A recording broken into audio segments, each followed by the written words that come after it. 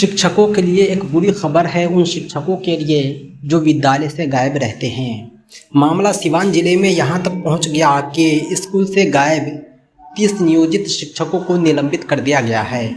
आइए हम जानते हैं क्या है मामला। इस मामले से नियोजित शिक्षकों में हड़कंप मच गया है। निलंबन के बाद आगे की कार्रवाई पर सबकी नज़र टिकी हुई है। नियोजित शिक्षकों के खिलाफ कार्रवाई को शिक्षा विभाग के अपर मुख्य सचिव ने पत्र जारी किया था। मामला यह है कि बिना सूचना के अनुपस्थित रहने वाले नियोजित शिक्षकों के विरुद्ध विभाग ने कार्रवाई शुरू कर दी है।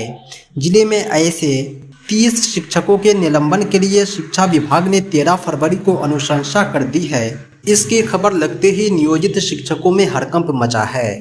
निलंबन के बाद आगे की कार्रवाई पर सभी की नज़र टिकी है।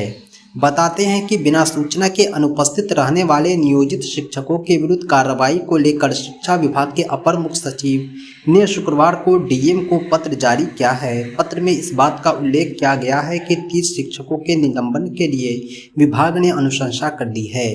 वहीं विभाग के अनुसार राज्य में 6 महीने में कम से कम गायब नियोजित शिक्षकों में 134 मामले विभिन्न नियोजन इकाइयों को निलंबन के अनुशंसित किए गए हैं। यानी साप्ताहिक समीक्षा बैठक में भी इस पर निर्णय लिया जा रहा है कि कितने शिक्षक ऐसे हैं जो विद्यालय ससमय पहुंचते हैं और कितने शिक्षक हैं जो एक लंबी अवधि से बिना सूचना के गायब हैं। ऐसे शिक्षक जो लंबी अवधि से बिना सूचना के गायब है उनका निलंबन तय है।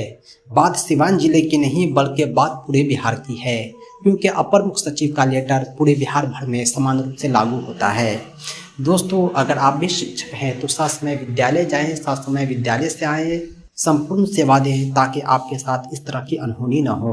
दोस्तों, वीडियो को अंत तक देखने के लिए आपका बहुत बहुत धन्यवाद। इसी तरह की इन्फॉर्मेटिव वीडियोज के लिए, ज्ञानवर्धक जानकारी के लिए हमारे YouTube चैनल टीचर रहमत को जरूर सब्सक्राइब करें। साथ ही साथ इस वीडियो को लाइक और शेयर करें। यह वीडियो आपको कैसा लगा कमेंट करके जरूर बतलाएं।